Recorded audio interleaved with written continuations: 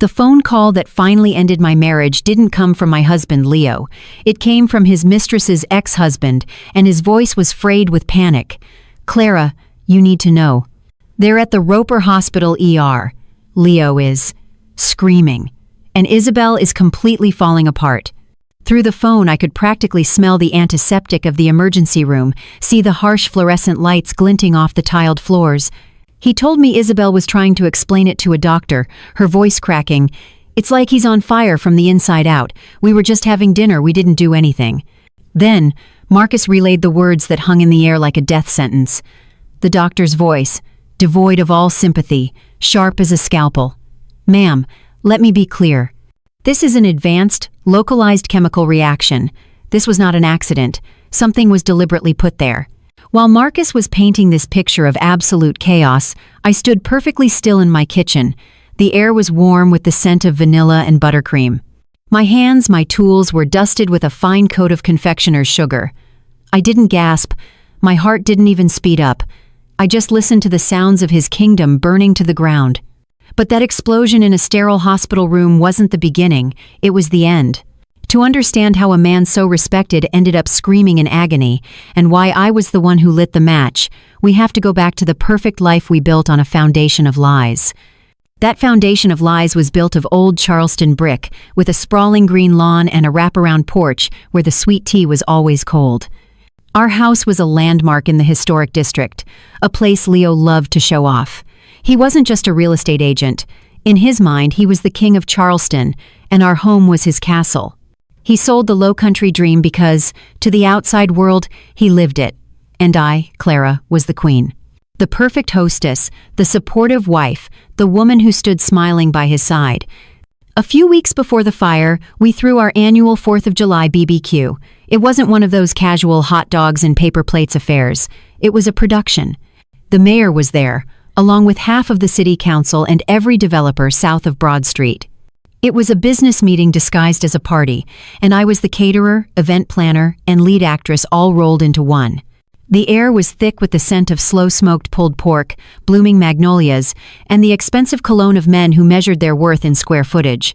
I watched Leo work the crowd.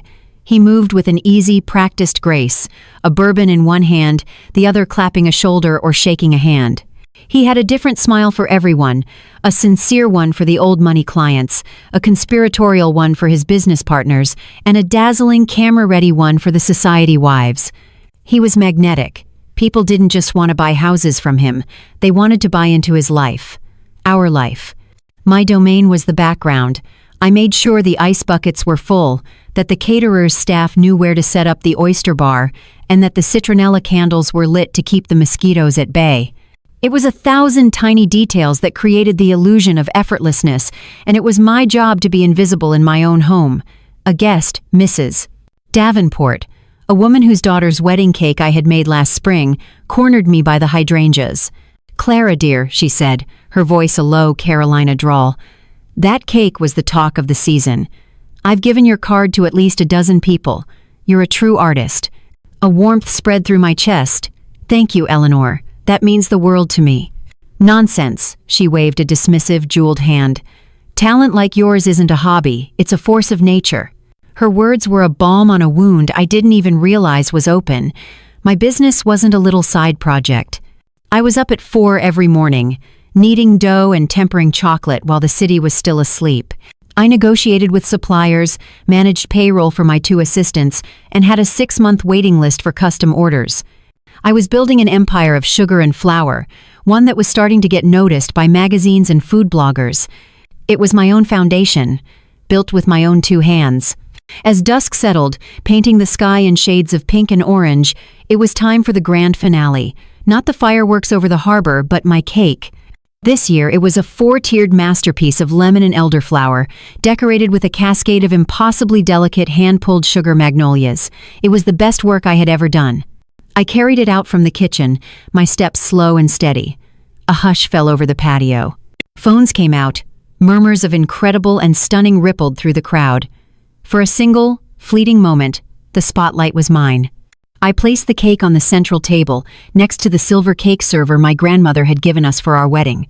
It was our most cherished heirloom, engraved with a simple, hopeful phrase, "A sweet foundation."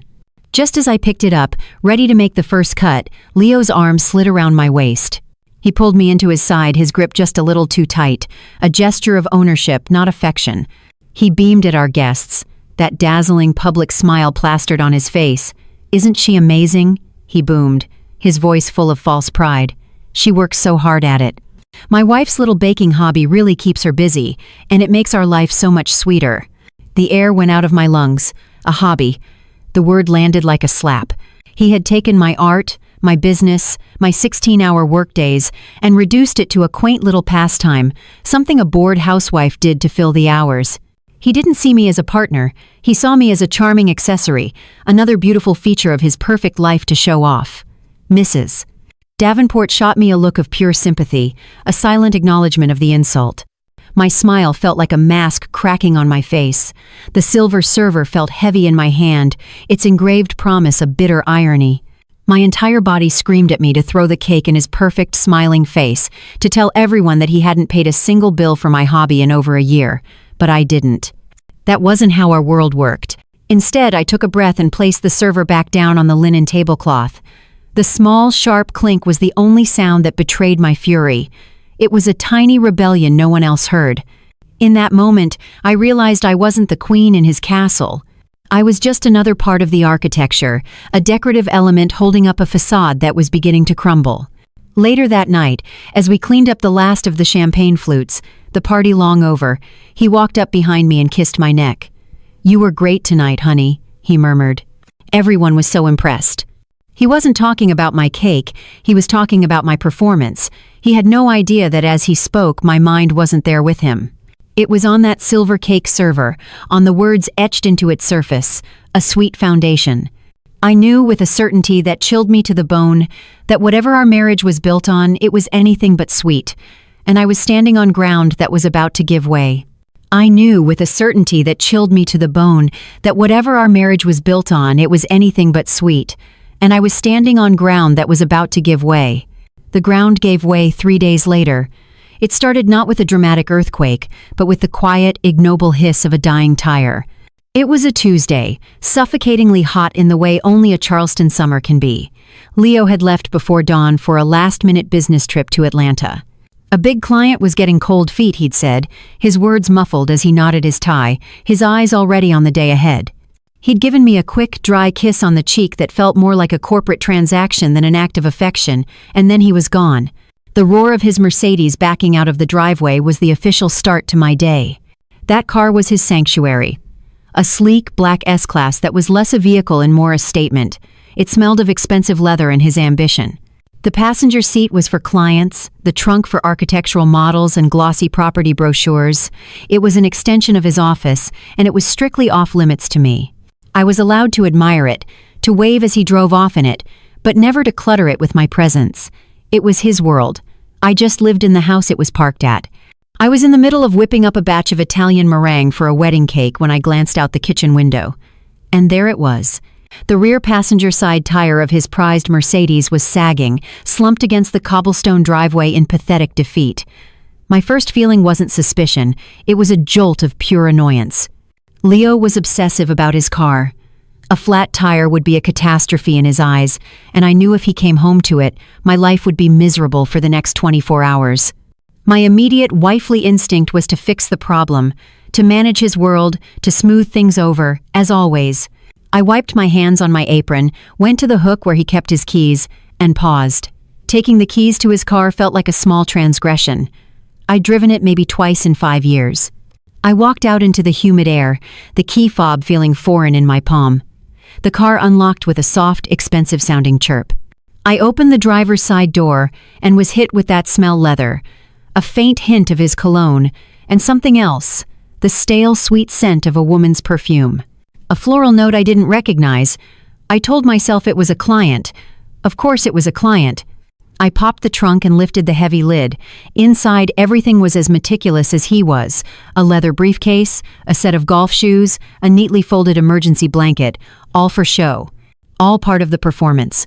I lifted the carpeted trunk liner to get to the spare tire, the rough material scratching my fingertips. And that's when I saw it. It was nestled in the hollow of the spare wheel, a space no one would ever look unless they had to. It wasn't a tool or a part of the car. It was a small pouch, made of soft, black velvet, the kind of pouch that jewelry comes in. For a wild, hopeful second, my heart leaped. Maybe it was a surprise for me? An anniversary gift he'd hidden away? My mind scrambled for an innocent explanation, clinging to the wreckage of our life, trying to find a piece of it that was still solid. My fingers trembled as I reached for it. The velvet was soft, but the object inside was small and square and hard. It wasn't a necklace. It wasn't earrings. I pulled the drawstring, my breath catching in my throat. Inside, nestled against the black fabric, was a single condom. The world went silent. The drone of the cicadas, the distant sound of a fairy horn, my own breathing, it all just stopped. It was a brand I'd never seen before, something with a sleek European-looking name on the foil packet. It wasn't the drugstore brand we had used years ago, back before we started trying, back before the endless cycle of hope and disappointment. My mind shattered and a memory flooded in, so sharp and painful it felt like it was happening all over again.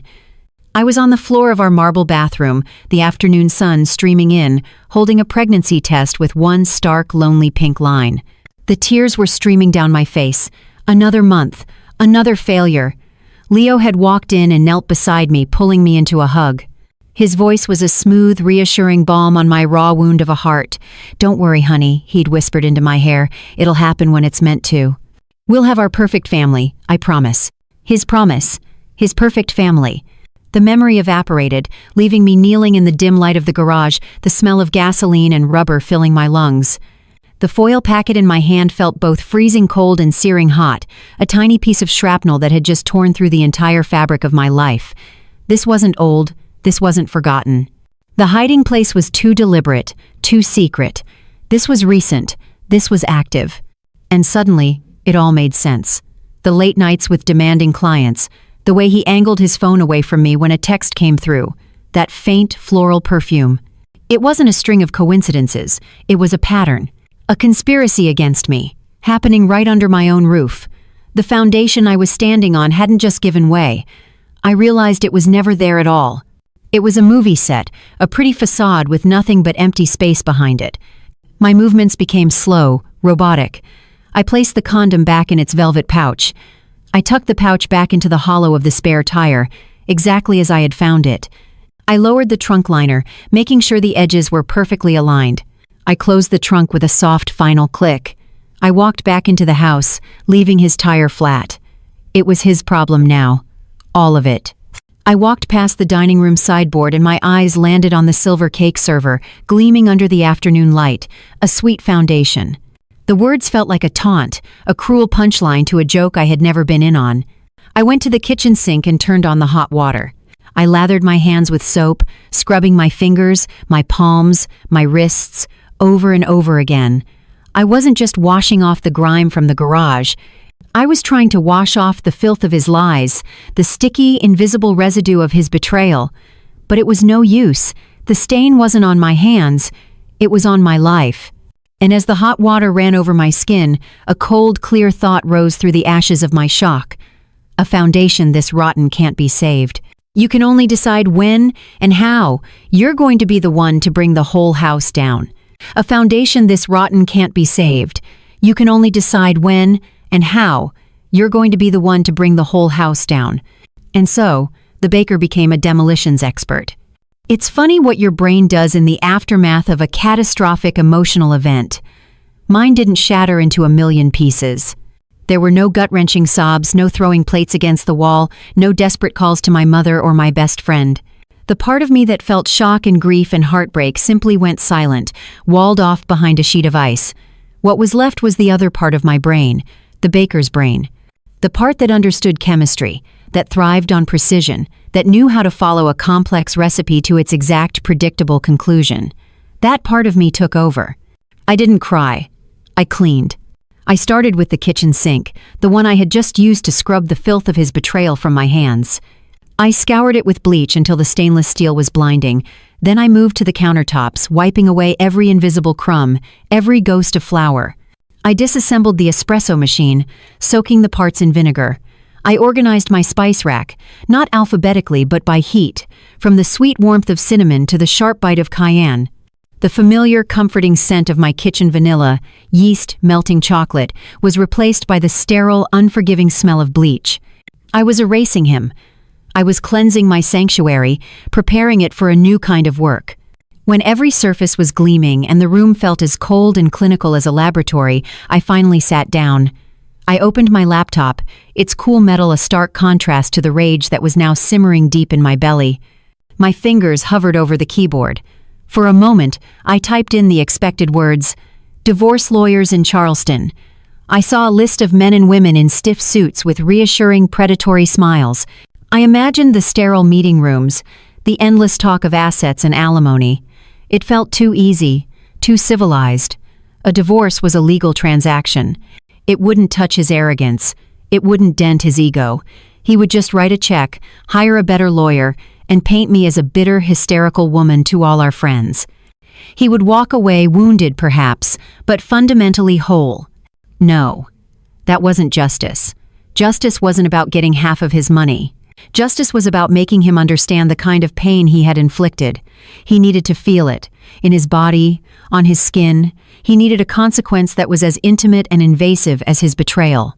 I deleted the search query. My fingers started typing again, this time with a new, colder purpose. The internet is a rabbit hole, and I fell headfirst into its darkest corners. My search started broadly. How to get revenge. It led me to petty, childish things, putting shrimp in curtain rods, signing them up for spam mail. It was amateur hour. I was a professional. My work required finesse, precision, and a deep understanding of cause and effect. My baker's mind took over. I started thinking in terms of ingredients, of chemical reactions. What would be the perfect recipe for misery? My search terms became more specific, more scientific. Odorless, colorless skin irritants. Delayed allergic reactions, long-lasting nerve pain. Page after page I read through medical journals and obscure chemistry forums. And then I found it, capsaicin, the compound that gives chili peppers their heat. But I wasn't interested in a jalapeno. I went deeper. I learned about the Scoville scale, a measurement of pure, weaponized pain. And at the very top of that scale was a name that sounded like it was born in hell, the Carolina Reaper. I read articles describing its effects not as a flavor, but as a physical assault, an all-consuming fire that water couldn't quench. It was a beautiful, elegant ingredient. But a fire eventually burns out. I wanted something more, something that would linger, something that would crawl under his skin and make him question his own sanity. My research continued. Powders that cause severe itching, psychological effects of chronic pruritus. I found what I was looking for on a medical supply website. A fine milled powder, almost invisible to the naked eye, used in allergy tests. In high concentrations, it caused a relentless, maddening itch that no cream could soothe. An internal fire and an external torment. The perfect pairing. A symphony of suffering. With a few clicks, my ingredients were ordered, set for delivery in a discreet Amazon box. As I closed the browser tabs, I leaned back, a grim satisfaction settling over me. This was no longer an act of blind rage. It was a creation, my most complex recipe yet. But every baker knows that presentation is everything. It wasn't enough to execute the plan. I needed to control the fallout. I needed to understand every piece on the board. My final search of the night was for her, Isabel Devereaux. Her social media was a monument to curated perfection. Photos of her at charity galas, on sailboats, laughing with friends at $500 a plate restaurants. It was my life, just with a different lead actress. I scrolled through years of her posts, a digital archaeologist digging through the ruins of another woman's life. And then I saw him, Marcus Thorne, her ex-husband. In the older photos, he was smiling, standing beside her, looking every bit the proud, successful husband. But in the more recent pictures, after their separation, the light in his eyes was gone. He looked tired. He looked familiar. He looked like a man who had been lied to. I clicked on his profile. He was an architect, a builder. The irony was so thick I could have choked on it. A new, dangerous idea began to form in my mind. He wasn't just collateral damage in this story. He was the other half of the equation. He was the only other person on the planet who could truly understand. But more than that, he was a potential asset. He was a loose thread in the perfect story Leo and Isabel were weaving. And I knew that if you pull the right thread, the entire tapestry unravels. I scrolled until I found his professional page. Marcus Thorne, AIA, Principal Architect, Thorne Design Group. His office number was listed right there. My finger traced his name on the cold screen. He was no longer just a sad-looking man in a photograph. He was the first step in the next phase of my plan, my quiet, unsuspecting audience of one. He was no longer just a sad-looking man in a photograph. He was the first step in the next phase of my plan, my quiet, unsuspecting audience of one. But before I could set the stage for my audience, I had to prepare the main event. The tools of my revenge arrived 2 days later, on a Thursday. They came in the most ordinary way imaginable, a standard brown Amazon box, left on our front porch between a potted fern and a welcome mat that read, "Bless this home." The cheerful smile printed on the side of the box felt like a secret conspiratorial wink. Anyone else would have assumed it was a book or a new kitchen gadget. They would have been half right. It was, in a way, for the kitchen. I brought the box inside, not to the front hall table where I left the mail, but directly to my sanctuary, my bakery.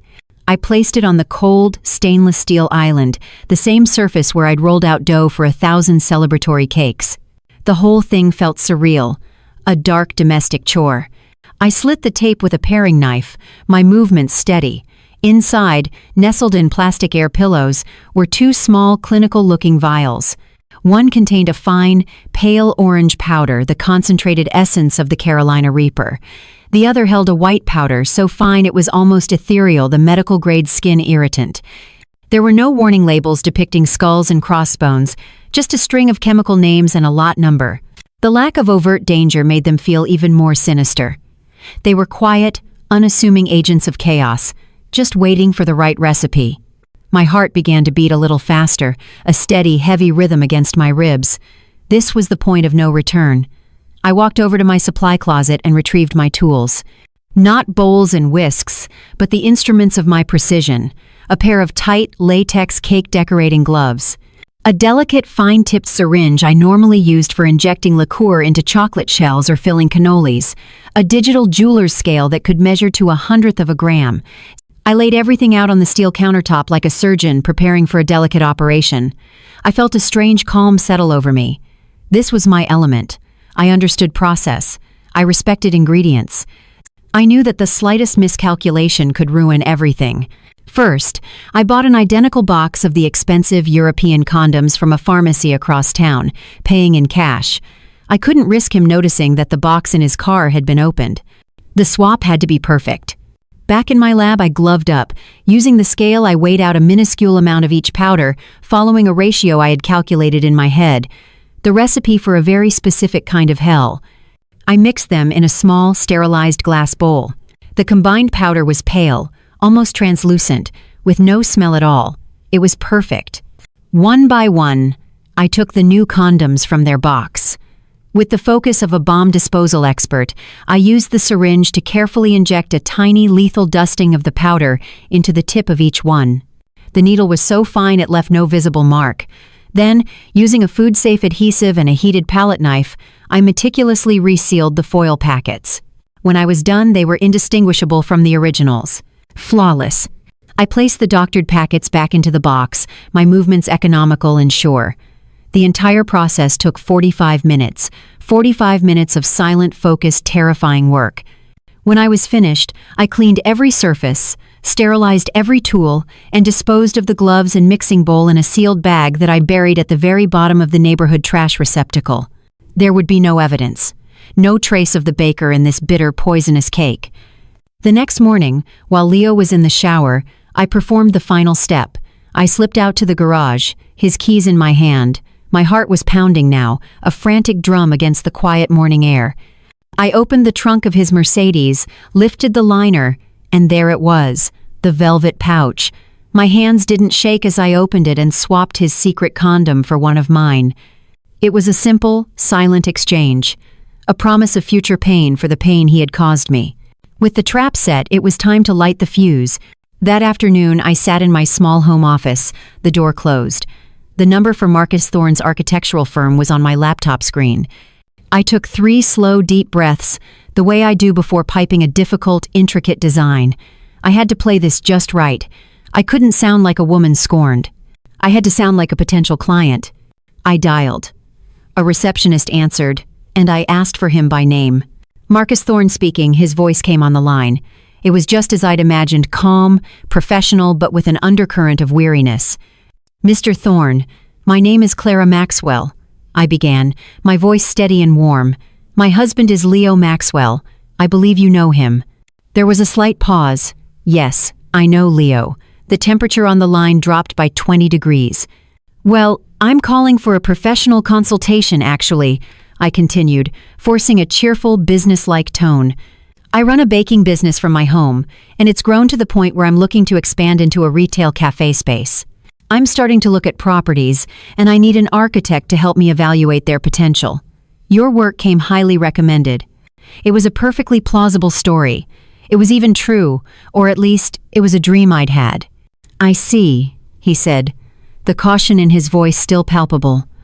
"Well, I'd be happy to discuss your project." This was the critical moment. I let a bit of casual conversational warmth into my voice. "That's wonderful. You know, it was your work on the Devereaux estate on Kiowa Island that really caught my eye. Leo has been handling that sale, and he just raves about the design." I paused, then delivered the carefully crafted line. "Of course, he's been spending so much time out there working directly with Isabel. He says she's an incredibly demanding client." I let the word demanding hang in the air between us, loaded with 1,000 unspoken meanings. I said nothing else. I just waited. The silence on the other end of the phone stretched for 3, 4, 5 seconds. It was a silence so heavy it felt like a physical weight. I could hear the faint sound of his breathing. When he finally spoke, his voice was different. The professional warmth was gone, replaced by a flat, guarded tone. "Yes," he said, the single word sounding hollowed out. "She can be." I had my confirmation. I had hit the nerve. He knew. Maybe not the details, but he knew the broad strokes of the lie. He was living in the rubble of it, just like me. "Well," I said, resuming my bright tone, "I don't want to take up any more of your time. Perhaps I could email you some of my ideas?" "Yes, do that," he said, his voice distant. We exchanged email addresses and said our goodbyes. I hung up the phone, and a long, slow breath escaped my lips.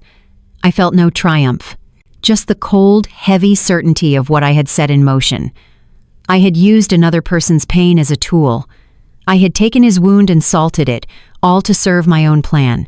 I told myself it was a necessary cruelty. I hadn't lied to him. I had simply held up a mirror and let him see a truth he already suspected. The bomb was armed.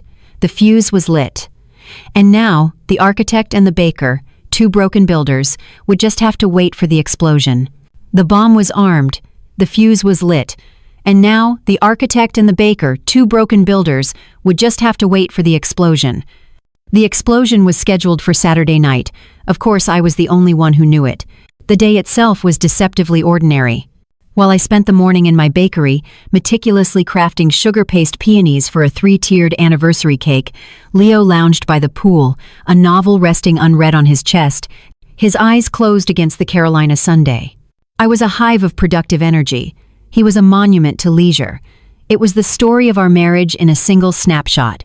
By the time I was finished with my work covered in a light dusting of cornstarch, tired but deeply satisfied he was just waking up from a nap. As evening approached, the performance began. I watched him from the doorway of our bedroom as he prepared for his celebration dinner. It was a ritual I had seen countless times, but now, with the curtain pulled back, I saw it for the cheap theater it was. He was a terrible actor once you knew the script. He spent 20 minutes in the shower, emerging in a cloud of steam, smelling of expensive sandalwood soap. He didn't use his usual cologne, the familiar woody scent I bought him every Christmas. He used a different one, a sample he'd gotten from a men's boutique downtown. It was a darker, spicier scent, something more suited for seduction than for business. He chose a brand new shirt, a deep charcoal gray that made his eyes look bluer. He spent an absurd amount of time on his hair, turning his head this way and that in the mirror, not with the easy confidence of a handsome man, but with the nervous vanity of a teenager getting ready for prom. I sat on the edge of the bed, pretending to read a magazine, and observed him. My heart didn't ache. My stomach didn't churn with jealousy. I felt a profound, almost anthropological curiosity. I was watching a stranger. A man who was about to walk into a carefully designed invisible cage, and he was whistling as he did it. "How do I look?" he finally asked, turning to me, striking a pose.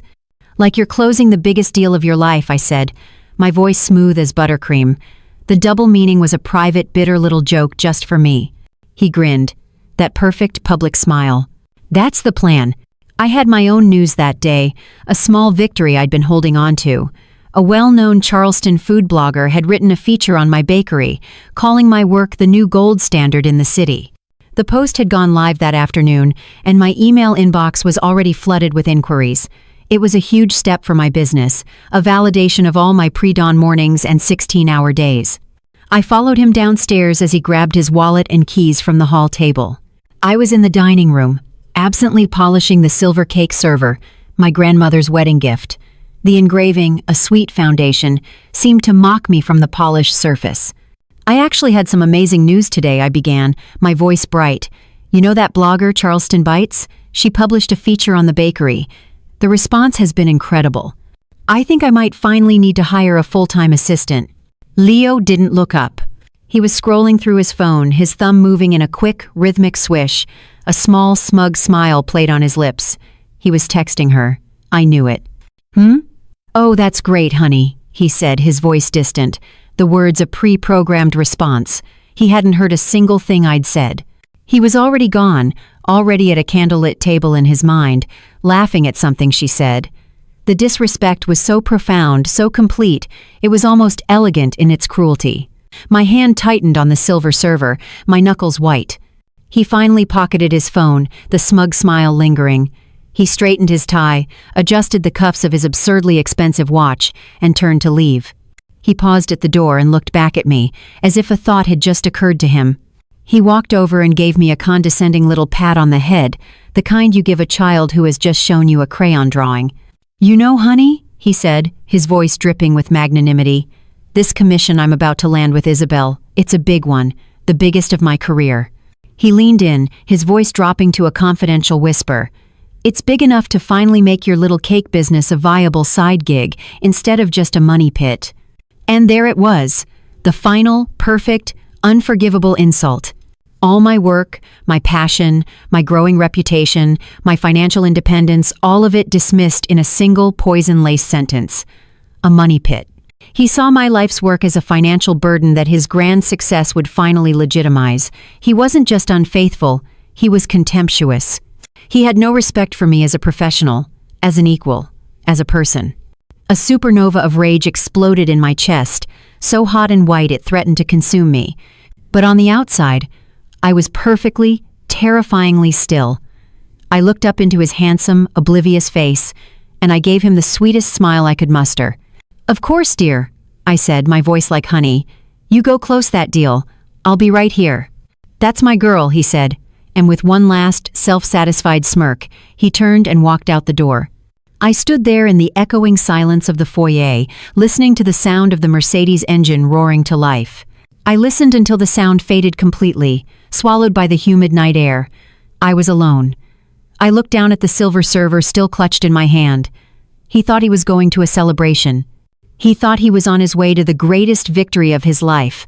He had no idea that he was the guest of honor at a funeral, his own, and the feast was about to begin. He had no idea that he was the guest of honor at a funeral, his own, and the feast was about to begin. While I sat in the quiet stillness of our home, the feast was being served in a $1,000 a night suite on Kiowa Island. I didn't have to be there to see it. I had designed the entire experience, after all. I could picture every moment with the crystalline clarity of a blueprint. I sat in our dark dining room, a single lamp casting a soft glow on the polished mahogany table. I wasn't pacing. I wasn't wringing my hands. I was nursing a tall glass of ice water, the condensation cool against my fingertips. The only sound in the house was the steady, rhythmic tick-tock of the grandfather clock in the hall, counting down the seconds of my old life and marking the beginning of my new one. Each tick was a step Leo was taking deeper into the trap I had laid. I imagined the scene as it must have started. The hotel suite would have been opulent, all muted coastal colors and floor-to-ceiling windows with a sprawling view of the Atlantic under a sky full of stars. They would have ordered champagne, the expensive kind. I could almost hear the pop of the cork, the fizz of the bubbles, the clink of their crystal flutes as they toasted. What were they toasting to? Their cleverness? The sale of the estate? The successful demolition of my marriage? It didn't matter. They would have felt powerful, untouchable, wrapped in the smug invincibility of their secret. I pictured them laughing, Isabel tracing a finger down his chest, him refilling her glass. They were the stars of their own private movie, a grand romance built on a rotten foundation. Every detail of the room, the 1,000-thread count sheets, the plush white robes, the ridiculously overpriced art on the walls, was a testament to the world they believed they were entitled to, a world without consequences. And then, they would have moved to the bedroom, the part of the evening where the main course would be served. The instrument of their intimacy, the symbol of my deepest heartbreak, was now the weapon. My secret ingredient, introduced into their perfect private world. I took a slow, deliberate sip of my water. The ice clinked against the glass. At that exact moment, miles away, the chemistry was beginning. I imagined it wouldn't have been a sudden pain. My recipe was more elegant than that. It would have started as a gentle, confusing warmth, an unexpected sensation that would make him falter, his confident smile wavering. "That's odd," he might have murmured. Isabel, annoyed at the interruption, would have dismissed it. But then the warmth would begin to prickle, 1,000 tiny, invisible needles dancing on his most sensitive skin.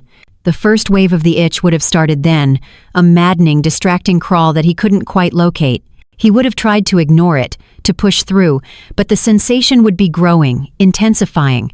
The warmth was no longer warm, it was hot. The prickling was no longer annoying, it was aggressive. The fire had been lit. "What's wrong?" I could hear her asking, her voice shifting from seduction to irritation. "I don't know," he'd gasp, pulling away. "Something's burning."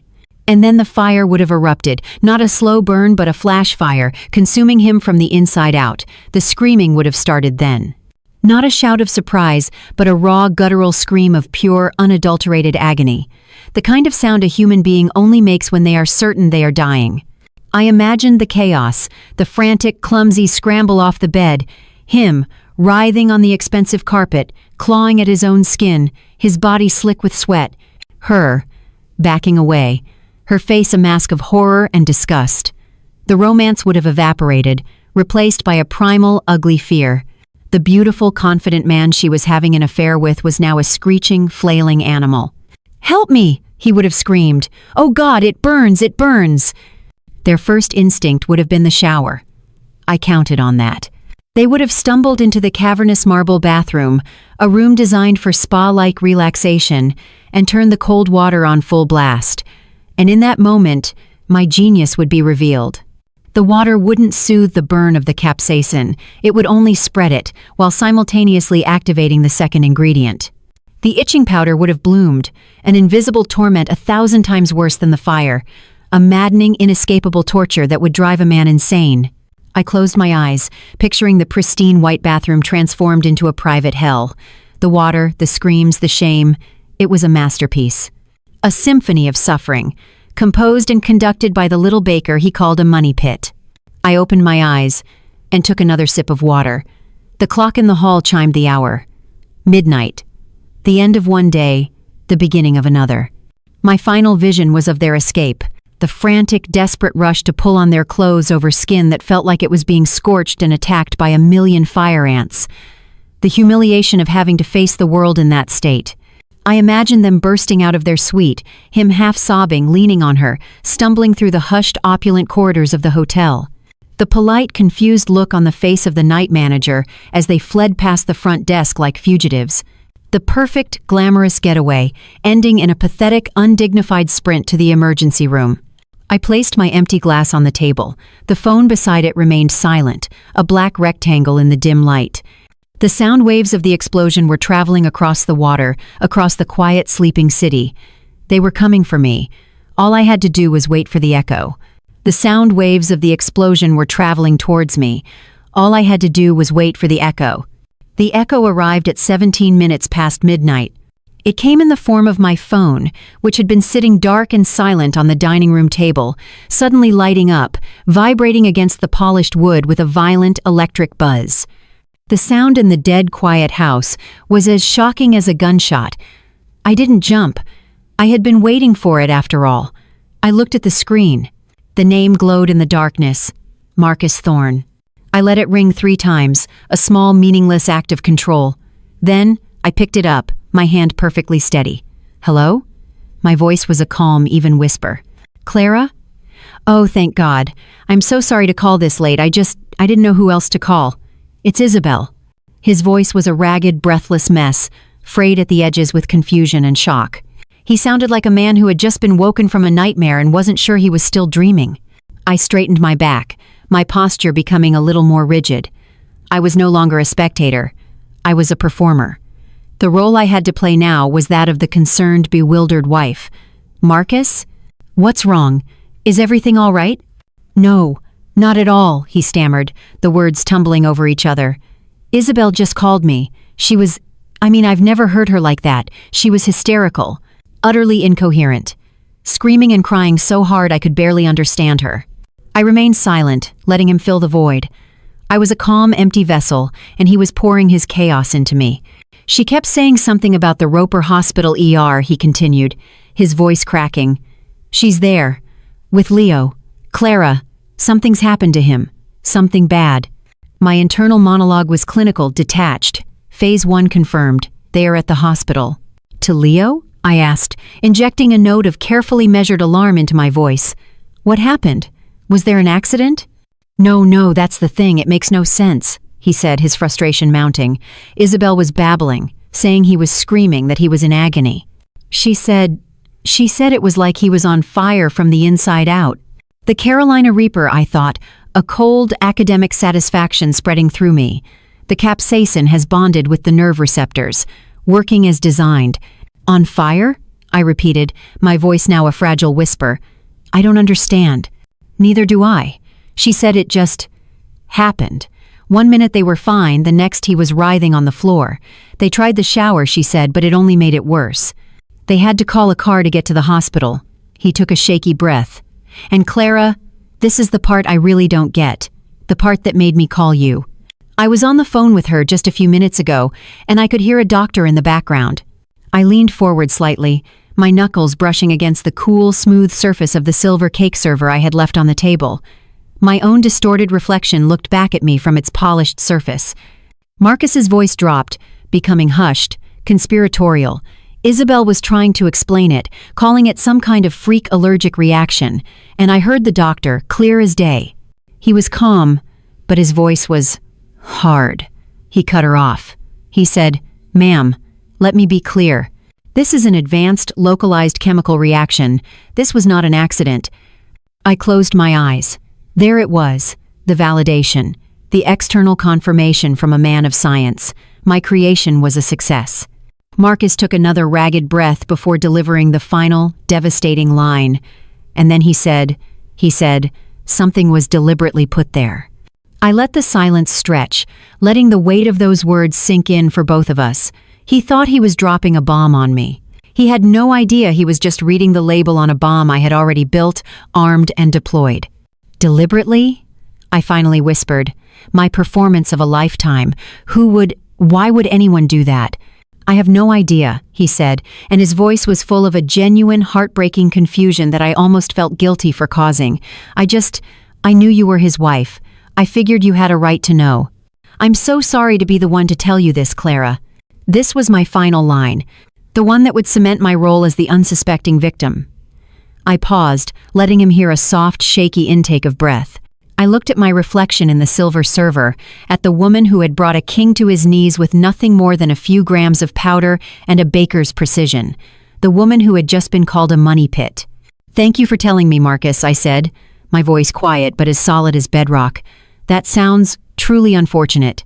He mumbled something about letting me go, that I probably had to get to the hospital. I agreed, thanked him again, and we hung up. I placed the phone back on the table. The silence of the house rushed in to fill the space his frantic voice had occupied. But it was a new silence. It wasn't the silence of waiting anymore. It was the silence of victory.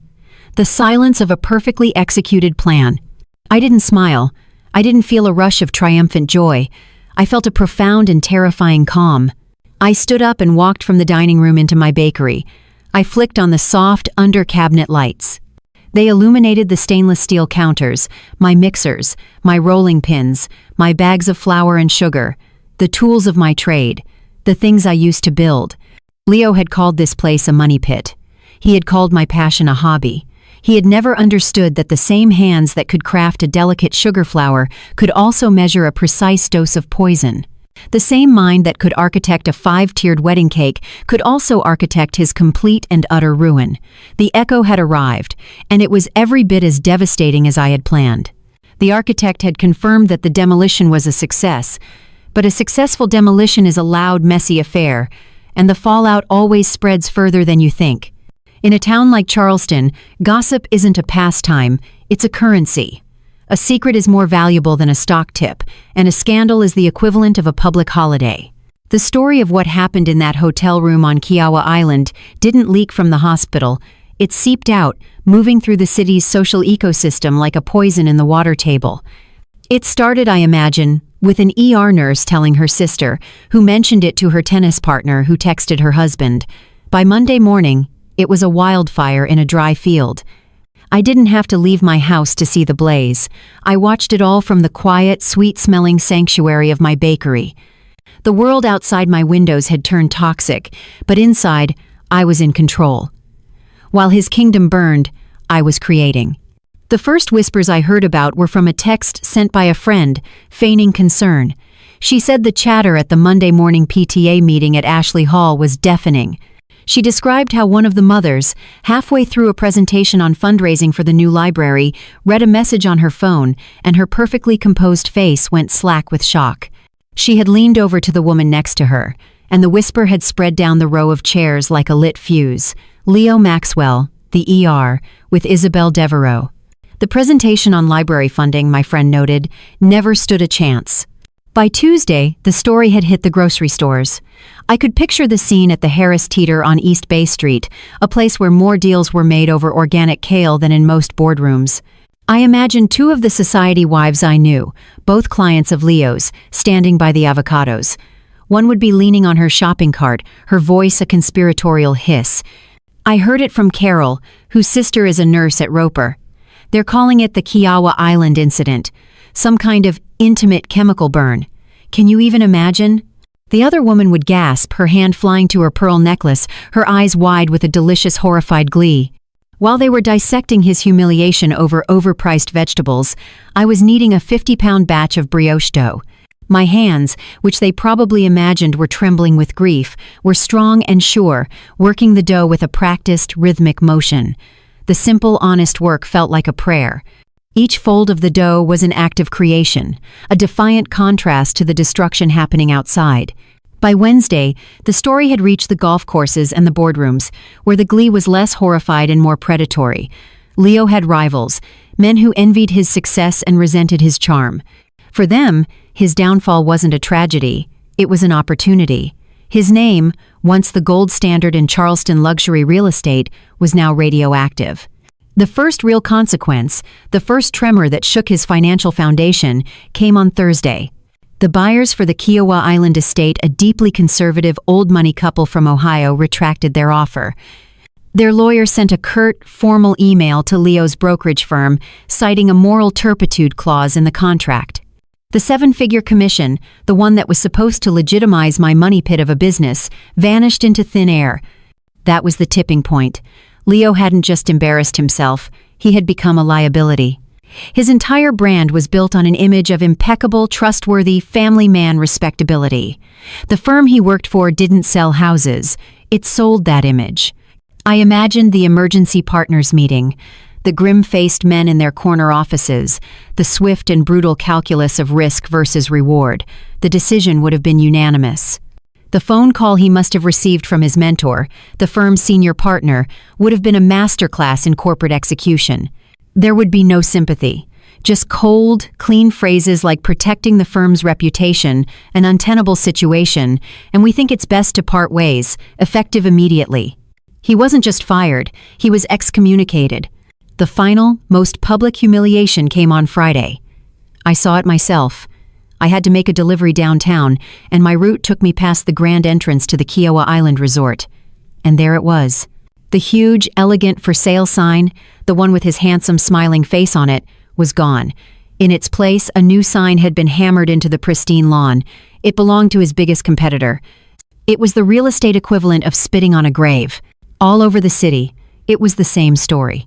His face, which had once beamed confidently from signs on the most exclusive properties, had become a symbol of disgrace. His name was no longer an asset, it was a punchline. I finished my delivery and drove home, the scent of fresh cake filling my car. His entire world had been dismantled in less than a week. His reputation was in ashes, his career was over, and the biggest deal of his life was now in the hands of his enemy. He had lost everything he cared about, and he hadn't even come home yet to face me. The public execution was complete. The private reckoning was still to come. The public execution was complete. The private reckoning was still to come. The private reckoning arrived, not with a roar, but with the quiet, hesitant click of the front door opening late on Sunday night. I was in the living room, reading under the soft light of a single lamp. I had been waiting for him. I had cleaned the house from top to bottom, baked a loaf of bread just so the air would smell of home and not of bleach, and arranged a stack of my business's financial statements on the coffee table. I was preparing my battlefield not with weapons, but with symbols of my own competence. He stepped inside and closed the door softly behind him, as if afraid to make a sound. He didn't look like the King of Charleston anymore. He looked like a ghost haunting the ruins of his own life. His expensive suit was rumpled, the same one he had worn on his celebration dinner. He hadn't shaved, and dark, bruised-looking circles hung under his eyes. He smelled of stale hospital air, fear, and failure. He saw me sitting there and flinched, like a burglar caught in a spotlight. I didn't say a word. I just closed my book, placed it on the table beside me, and watched him. Silence, I had learned, was a far more powerful weapon than screaming.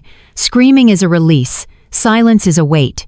He tried to take control, to play the role of the wronged husband. It was the oldest play in the book. "Clara," he started, his voice a hoarse croak. "What's going on?" "My phone has been blowing up. The partners called me. They let me go." He looked at me, his eyes searching for a fight, for an accusation, for anything to push against. I gave him nothing.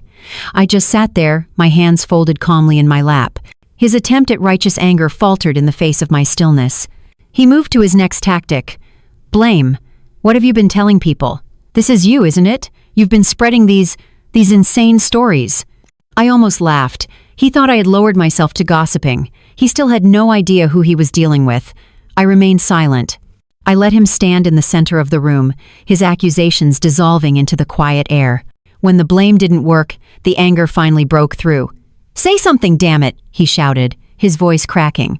He took a step towards me, his face contorted in a mask of rage and self-pity. "After everything I've given you? This house? This life? You throw it all away because of some stupid, crazy rumor?" I didn't flinch. I watched the wave of his anger build, crest, and then crash against the rocks of my silence, leaving nothing behind but pathetic, sputtering foam. He had no power here anymore. His rage was meaningless because I was no longer afraid of it. And then, as I knew it would, the anger crumbled, revealing the pathetic, sniveling creature beneath. He sank to his knees on the expensive oriental rug, his body shuddering. The tears came then, ugly, desperate sobs. The final act of his performance. The repentant husband. "I'm sorry," he wept, crawling a few feet closer. "Clara, I'm so sorry. It was a mistake. A stupid, meaningless mistake. It meant nothing. You mean everything to me. Please don't leave me. I'll do anything. I'll go to therapy. I'll quit my job.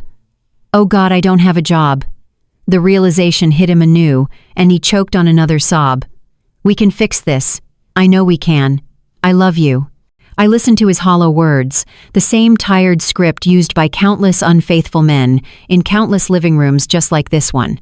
There was no love in his words, only terror. He wasn't mourning the loss of me. He was mourning the loss of his reflection in my eyes. He was mourning the loss of his perfect life, his perfect wife, his perfect backdrop. I was just part of the architecture of his success, and he had just realized he'd taken a sledgehammer to a load-bearing wall. He finally cried himself out, his sobs subsiding into ragged, hiccuping breaths. He knelt on the floor, a broken, empty man, waiting for my verdict. He was expecting tears, or screams, or forgiveness. He was not prepared for what I did next. I leaned forward and picked up the pristine, professionally bound document from the coffee table. It was the business plan for my new cafe, the one I had been working on for months, the one he had never once asked to see. I didn't hand it to him. I slid it across the polished surface of the table. It stopped just a few feet from where he knelt. He looked at it, confused. He wiped his eyes with the back of his hand and squinted at the cover. I watched the exact moment he read the title. I saw it in the way his brow furrowed, the way his eyes widened in disbelief, and then finally in the dawning, sickening horror that washed over his face, erasing every last trace of his self-pity. On the cover, in clean, simple, elegant font, were 3 words: The Good Foundation. He looked from the document back to my face, and for the first time that night, he truly saw me. He wasn't looking at his wife, the hobbyist, the pretty accessory. He was looking at his executioner. He finally understood. This wasn't a crime of passion. This was a strategic demolition. This was the work of an architect, and he had been outmaneuvered, outplanned, and utterly, humiliatingly defeated by an opponent he never even knew was in the game. The money pit had just bankrupted him. I stood up, the first time I had moved since he'd entered the room. I looked down at him, not with hatred, not with pity, but with a final, chilling indifference. "You built your kingdom on a foundation of lies, Leo," I said, my voice quiet, but carrying the weight of a final judgment. It was always going to crumble. The only question was when. I gestured to the business plan. "I'm building mine on something real, something that can last." I turned and walked out of the room, leaving him kneeling on the floor in the ruins of our beautiful home, with the blueprint for my future just inches from his grasp. The reckoning was over. His lesson had been learned. He hadn't just lost his wife. He had been intellectually and strategically dismantled by her, and that was a humiliation I knew he would never recover from. He hadn't just lost his wife. He had been intellectually and strategically dismantled by her, and that was a humiliation I knew he would never recover from. Humiliation, I discovered, is an ending, a full stop, but building something new, that's a beginning. The divorce was a quiet, sterile affair. Leo was a ghost. He signed the papers with a trembling hand, never once meeting my eyes. He didn't fight me on the house, on the assets, on anything. There was nothing left in him to fight with. I sold the Grand Charleston house on the historic street, the castle he had built on a foundation of lies. I took the money, my half of a life I no longer wanted, and I invested it in myself. The first step was a phone call, the one I had made before under a false pretense. This time, it was real. Marcus Thorne speaking. His voice on the line was still cautious, but the raw edge of weariness was gone. "Marcus, it's Clara Maxwell," I said. "I'm calling about that architectural consultation. This time, it's not hypothetical. Our first meeting as client and architect was in a neutral coffee shop downtown. It was awkward for the first 10 minutes. The huge, unspoken thing, the shared betrayal, the wreckage of our former lives sat between us like a third person at the small table. We talked around it, using polite, professional language. We were 2 survivors of the same shipwreck, pretending we didn't know how the other had learned to swim. But then I started talking about my vision for the cafe. I spoke of the feeling I wanted to create a place of warmth and welcome that smelled of real butter and fresh bread. I talked about light, about the flow of a room, about creating a space where people felt at home, and as I spoke, I saw the caution in his eyes replaced by something else, genuine interest. The architect in him took over. He started sketching on a napkin, his hands sure and steady. He understood. He didn't see a hobby or a side gig. He saw a viable business, a creative vision. He saw the structure, the foundation beneath the dream. For the first time in a very, very long time, I felt seen. We spent the next month looking at properties. We walked through dusty, forgotten storefronts and sleek, modern retail spaces. With each one, our conversation became easier, our shared language of building and creating bridging the gap between us. We discovered we had the same sense of humor, a dry wit born from having seen the worst in people. We learned that we both preferred old brick to new drywall, and that we believed the most important part of any structure was the part you couldn't see, its integrity. We found it on a corner on Queen Street, a former antique shop, abandoned for years. It was a disaster. The plaster was crumbling, the floors were warped, and a fine layer of gray dust covered everything, but it had good bones. High ceilings, huge front windows that faced the morning sun, and a beautiful exposed brick wall along one side. "It's a complete gut job," Marcus said, running a hand over the rough brick. "It'll take a lot of work." "I'm not afraid of work," I said, looking at the way the sunlight streamed through the dirty glass, illuminating the dancing dust motes. "I can see it."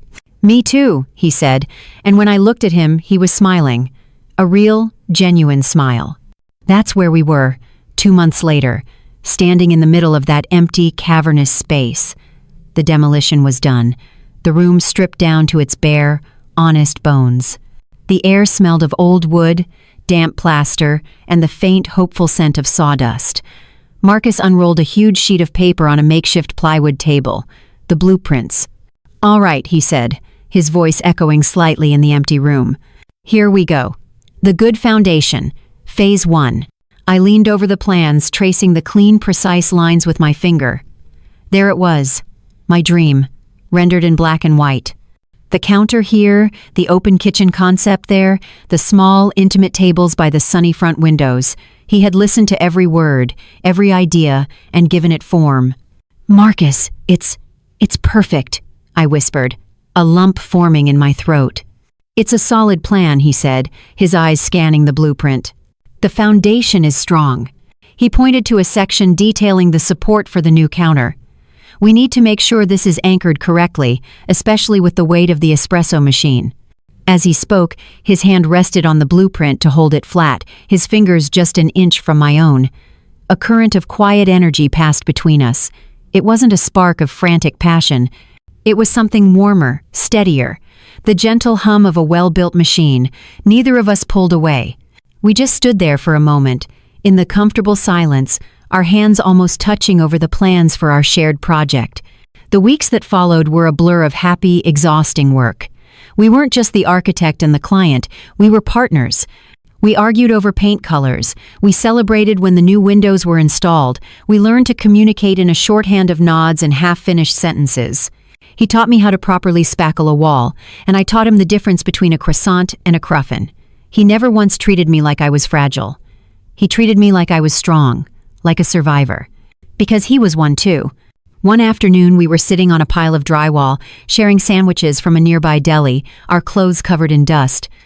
"You know," he said, looking around the in-progress cafe, "when my marriage ended, I thought I was just going to be an architect of empty houses, just designing spaces for other people to live their happy lives in."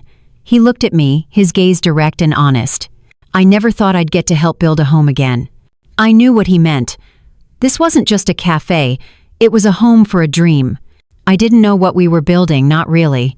It wasn't a grand, passionate romance. It was something quieter, stronger. It was a partnership, built on a foundation of shared scars, mutual respect, and the simple, honest joy of making something good and real in the world. I looked around the dusty, sunlit room, at the bare studs and the exposed brick. It wasn't beautiful yet, but it was honest. It was real. And for the first time in years, I felt like I was finally standing on solid ground. That solid ground, it turned out, smelled like freshly ground coffee, melting butter, and toasted sugar.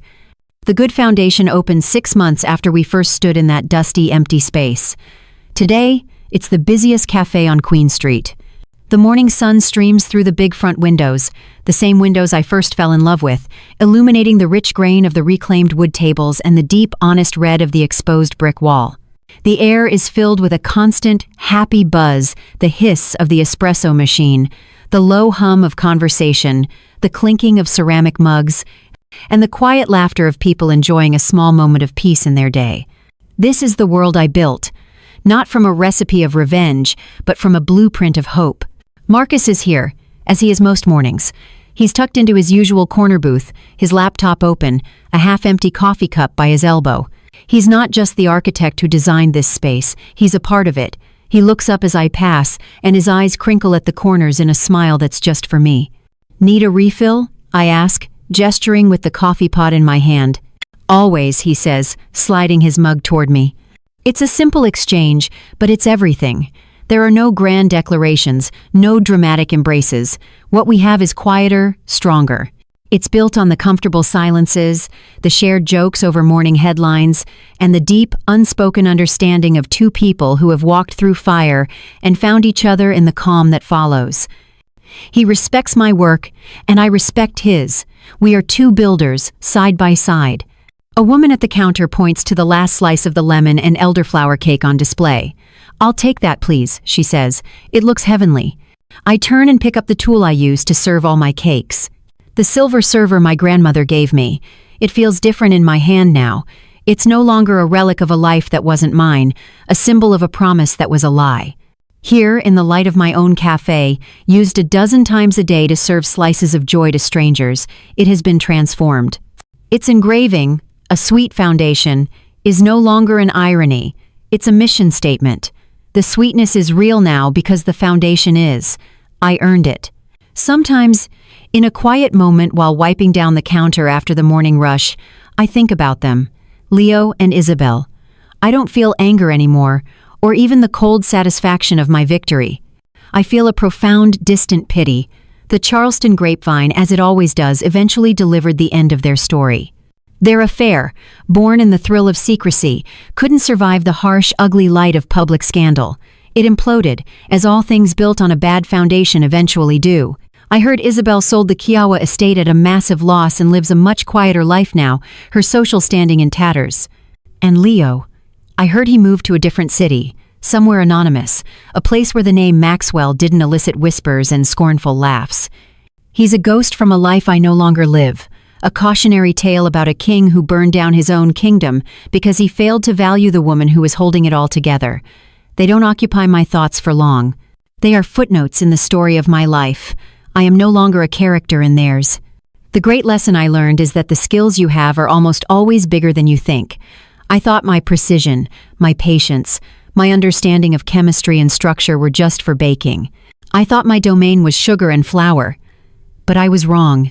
The very same skills I used to build a delicate multi-tiered cake were the ones I used to dismantle a life built on lies and then to architect a new one from the ground up. My revenge wasn't just about payback. It was an act of discovery. I discovered that I was not a hobbyist. I was not a money pit. I was a creator and a destroyer, an artist and an engineer. I was the architect of my own second chance.